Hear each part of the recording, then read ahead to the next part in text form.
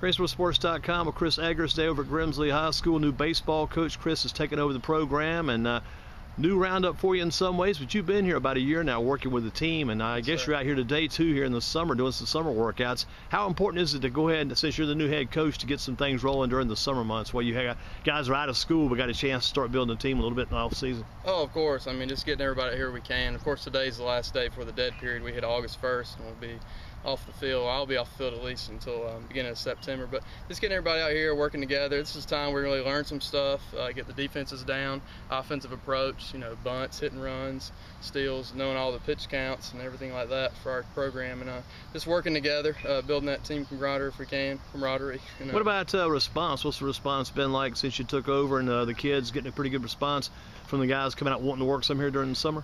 To be honest, I don't think it's changed at all from when I was the JV coach. Anytime we called or texted and asked them to come out here, we always had a good response. I think today we had 8 guys out here, and I think only one of them that I talked to didn't come out for the day. So obviously that's a pretty good percentage. How'd the JV team do this past year? They did okay. We had to mix and match a little bit. We brought some guys up on varsity. Had to bring some people back down a little bit. So I'm sure we won about 3 or 4 games, but we played well. We got better as the season went on, and with Colt ball we brought in some 8th graders as well to play on our team that'll be freshmen with us next year, and we got better. I think we ended up winning 3 of our last 4 or 4 of our last 5 games in Colt ball. So with us again, Chris Eggers. So did you get to coach the Colt team this summer? I did. I didn't plan on it. I was actually helping out with another team beforehand on this, and I got out here, and Mr. Yao, Jeff Yao, who's one of the parents, he helped me as well when I couldn't make it, but he was at about every game except for I think maybe 1.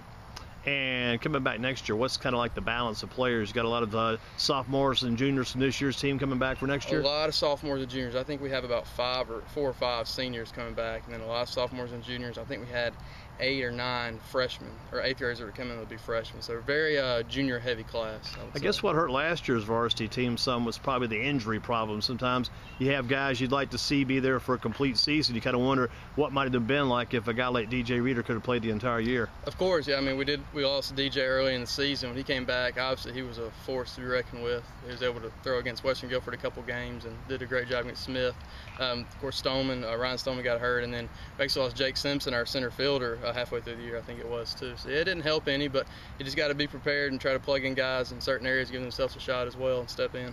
What about Jake Simpson? He'll be busy with football during that season. I guess he'll be back for baseball again next year for you. Correct. He's a real committed guy. He was out here as much as he could during Colt ball season as well. And anytime you ask him to come out here and do some extra work when it's not conflicting with football, he'll be out here, I'm sure. Who are some other kids you'll probably see back from this year's team coming back for next year? Some names we might recognize, or maybe some people may be aware of. Oh, well, I think Cole Leonard's one of the seniors. Right. Reese Duderman was on the team last year. Taylor Irvin, Keegan Huffman. Those are the seniors. Maybe another senior. I can't remember exactly. But junior-wise, Kyle Smith will be a junior. He played. Well, Kyle Smith's been with you since he was a freshman, right? He has. I believe so, yes, sir. Mm-hmm. He was a sophomore last year, so that would make sense, yes. I would expect some good things out of him in the future. Big kid. I guess either bats left, throws right, or other way around. He hits left and throws right. He played for Asheboro's Legion team this summer, and I have a friend that coaches first base for them, and he said he did a pretty good job out there for them. So they're still playing. I think they actually play coming up this week. They play in a state tournament, I think towards Hickory area. I'm gonna try to get down there and see him play. Gotcha. Some other kids will probably see back next year. Next year, let's see, on varsity, go around the thing here. Well, Jake Simpson, obviously. Mm-hmm. Clark Yao will be a junior next year. Trying to leave out Pella Stokes, another guy. He played a lot on the varsity last year, threw some for us. And he might have been the kid that got that big hit. It was either Pella Stokes or another kid. That was he got the big hit in the Western Guilford game. That was a senior of ours. He actually graduated. I think they said maybe that was one of the few. Yeah, his name was Lapaka. That was one of his few at bats. That's very true.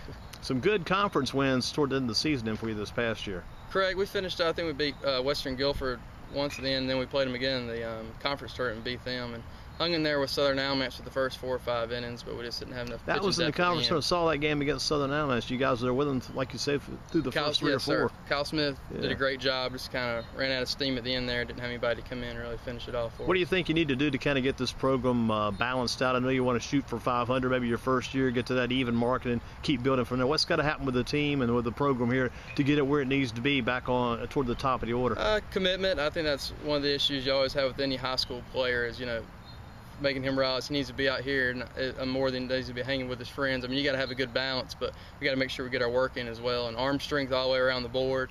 Make sure we got somebody, you got to be strong up the middle with our pitching and catching and our shortstop and second baseman and center fielder. And I feel like we're in a good spot with that. Pitching-wise, we got to get some depth and strike throwers. That's the biggest thing. If you can't throw strikes, it's going to be tough to win ball games. Chris Eggers with us, new head coach of the Grimsley Whirlies, out doing some summer work. And you play a little ball yourself, too. You coach and you play some on the side in the adult baseball league. I do. I play for Enad Haddad for the Greensboro Reds when I can get out there, and my elbow feels like up to it. Is that your specialty, I guess, working, pitching? Is pitching? I did. I pitched in college. That's my bread and butter. That's who you're going to work with. That's where your specialty be when you're coaching with Grimsley. Kind of spend a lot of time with the pitchers, and that's where it all starts anyway.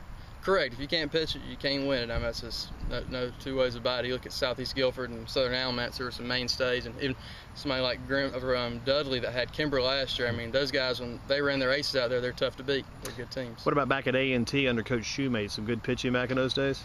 We had good pitchers. We didn't have the depth that we needed. I mean, Coach Shoemate did a great job getting who he could out there, but comes to a certain point, it's tough to get 8 or 9 arms out there can really throw strikes on a consistent basis. We had to run a lot of the same arms out there a lot of times. Did you see Jeremy Jones? He with you back in those days, and the Battle Kid who was over at Central coaching? He was. I'm good friends with both those, and Jeremy plays over there at the Greensboro Reds some as well. But yeah, I did play with Jeremy. What about you? Probably didn't run into Charlie Gamble, your counterpart, one of your young coaches down. I did. I played with him as well. Okay. When I came in, I was a sophomore. I think he was a junior or a senior at that time. So I've seen him hit plenty of home runs and doubles for our program. Like you say, maybe not the strongest pitching in the world with the A&T, but some pretty good position players, pretty good hitters back in those days. A lot of good athletes, a lot of good hitters. Charlie Gamble, Jeremy Jones, Joe McIntyre will go down as probably one of the best hitters in the history of A&T. He played against me actually in high school for Fuquay Arena. Wow, he looks like he's kind of a deceiving hitter too. You stand beside Joe McIntyre. What's that kid doing out here? But that guy can really. Saw him in a home run derby this year out at the adult baseball league, and man, he can really put that ball away. He can hit for sure. He was actually a real big guy in high school, and actually I think after his junior year he lost, I would say, close to 75 pounds over the summer. He lost a lot of weight. Wow. He used to be a big guy, but he's always been able to hit it no matter how much he weighs. You put a guy like that up against the Jason Rook. You see the two now standing side by side. You say there's no way that this kid could beat Jason Rook, but he took Rook outside and deep in that derby that night. He did, yeah. He's nowhere near as physical as Rook, but when I read, he did win home run derby. What about for Grimsley? What's going to kind of get the victory derby going here? And when do you got this dead period you mentioned now. When do you go back to work? What are you doing during the off season, the fall, to get ready for next spring? Fall, get on a good long toss program, get all these guys a lot stronger arm-wise, do some strength and conditioning stuff at the end of practice as well, because I think any high school-wise, you don't get the guys lifting in the weight room as much as they need to. That's one of our main focuses, getting stronger. Are you going to try to build this program any kind of like your own program back in high school? You probably came from a pretty good program when you came up here. We did. Yeah, I mean, I talked to Coach Bobby quite regularly. Him and Sean McNeil, who's been a mainstay there as a coach for, man, I would say at least 15 years. Somebody I talk to probably once or twice a week. He's a pitching guru as well. I talk to them once, maybe twice every week or two. Talked to Coach Bobby twice a day. So he came by and checked out the field. He was helping somebody around Greensboro. But yeah, I mean, you can build a little bit off everybody. To be honest with you, I've learned more from Coach Shoemate than anybody within the last year or so, him helping out around here. And I probably bug him probably once or twice a week as well. Any kind of information I can get, I talk to Coach Simmons once or twice a week. Some stuff he may have done while he was out here that can help me as well. And he's been really nice about that. So the building starts now, get ready for next season, and you mentioned fall workouts. What do you do about kids who are also doing other sports? I mean, you can only have those kids for a certain amount of time during the year. Does that make it tough, or is it something you just work through and work around? Always have to work around it. I mean, you want to promote, any guys such as Jake Simpson, Clark, all those football guys, play other sports as well, because, they're getting stronger in the weight room with Coach Coria, a lot stronger than they probably are here with us, actually. And we'll take them when we can get them. We're not going to interfere whatsoever with that. I'm happy they're out there playing. And any kids, did you get any kids on the All-Star team that travels to Lafayette this year? To be honest, I don't even think we had, but 2 guys try out for some reason. I think Dylan Seaver made the other team, not the one going the white team, right? The white team. That was it. I don't think anybody else tried out. They asked us about our shortstop playing, but since he didn't try out, I don't think they wanted to really just put him on the team. Gotcha. So now for you, as far as it goes, playing-wise, you're going to play some more ball since you got a dead period coming up, do some of that work yourself? We do. I think we're about to finish up on, I have a game tomorrow for that playoffs, and I'll throw whenever needed for that. Yeah. Do you ever play any other spot besides when you're not pitching, you playing somewhere else, or just when you're not pitching, you take first base for him one time when he needed it, but I think I had to hit the other day whenever I pitched, but it wasn't pretty. I hear you. some good days in base for you over the years. Baseball's been good to you, and you kind of look forward now to this new endeavor, being a head coach. That's got to be a challenge you probably thought about even as a kid, maybe growing up, maybe taking over a team one day. Was that something for you? Always been a dream of mine. It was I talked to my fiance about it and my dad about it for probably about a month and a half, just trying to decide, even though I accepted the interim job for a little while, not knowing what was going to happen in the future. But he kept talking about, having a balance in life. You're going to be out here a lot more, because I'm the kind of guy that, just can't tell the kids, no, if they want to come here and hit, we're going to be here to hit. And my fiance gave me the thumbs up on it. She's committed to it, so we're committed to it as a family. Hope it'll be a good thing. Maybe Newman, the AD, will have to come out and tell you to cut the lights out some nights. Maybe you guys stay that late working. That's what you love to have. Correct. He's told me use those lights as much as we want, so sounds good to us. He's ready to work as well, I think. Chris Eggers, new head coach of the Grimsley Whirlies. Chris, good luck to you. Kind of look forward to see what the team can do.